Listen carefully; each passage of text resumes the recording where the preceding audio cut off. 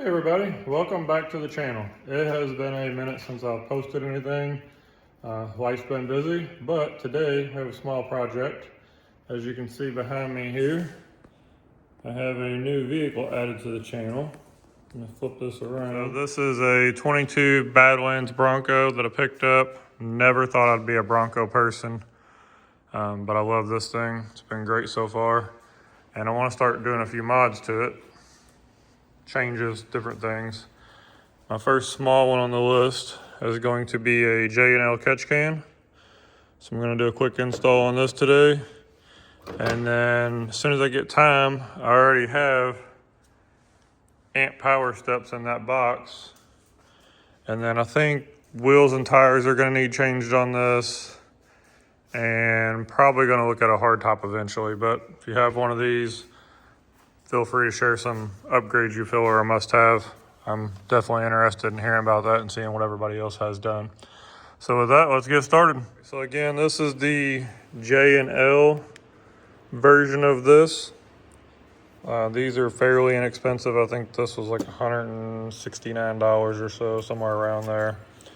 They send you a little bracket. It uses a pre-existing hole over here on the front of the master. And then it's simply 3 screws. You got 2 Phillips to hold the canister to the bracket, and then one larger one for the brake booster or the master cylinder hole there to hold everything. And then it's gonna connect. This line's gonna come off, swivel, and it'll connect there and then back to there. So we'll show you that. All right, I'm gonna use a flathead to pry this up and off.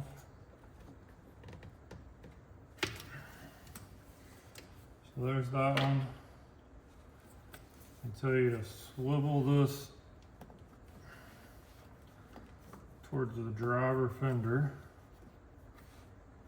So there's that. Keep that out of the way.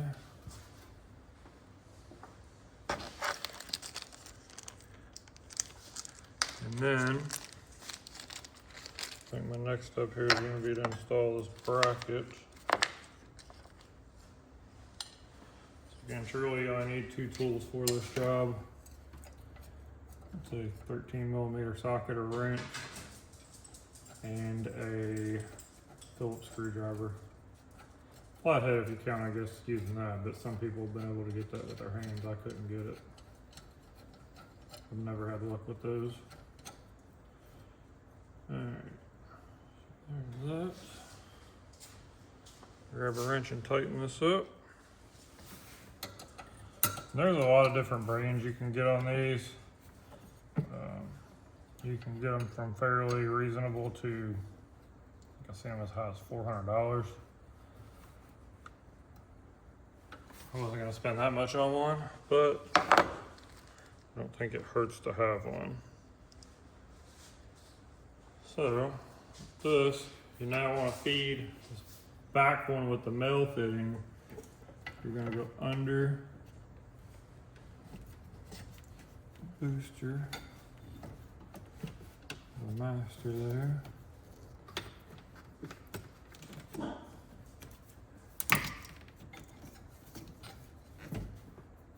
think I'm going to go that way, I guess. And then you want to make sure your logos, see if I can bring it in here for a little better shot. You want your logo on this and your logo on the bracket to be the same, just so you have your orientation correct.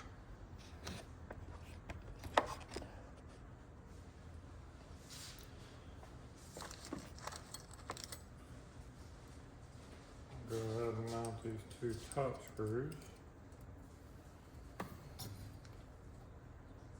This in all reality is probably like a 15-minute installation or less, especially if you've done anything like this before. Their quality on this seems pretty good. There's no, doesn't feel cheap or anything. It feels like it's built out of solid materials.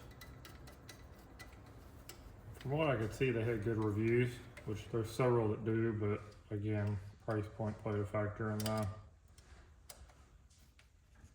decision making and what I could readily get as well. All right, so this one, you're going to, these all are swivel. So this one's gonna go like that. Bend that over. I'm gonna rotate that a little bit. And do something like that. The other thing to watch or pay attention to on these. Alright, so what I was looking at was, I thought they showed this having a locking tab here as far as a separate like two-piece design, but they may have revised that since their paperwork, because I don't think that is, or I don't see how it is. We'll find out. But anyways, I'm gonna swivel that. Oh, and that locked on there really nice. And then this one,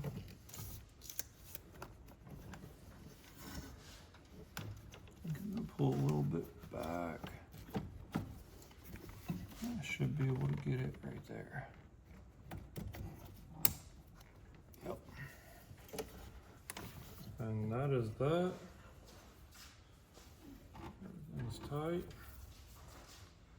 Bring in and show you the end product. Alright, so there's final product installed. Like I said, turned out pretty clean, I think. Easy enough to get to, you know, when you need time to empty this. I don't think these are a bad idea on any motor, but especially on anything forced induction, I prefer to have it. There's people that will argue that, but you know, either way. Here's the install. This is on a 2.3 liter.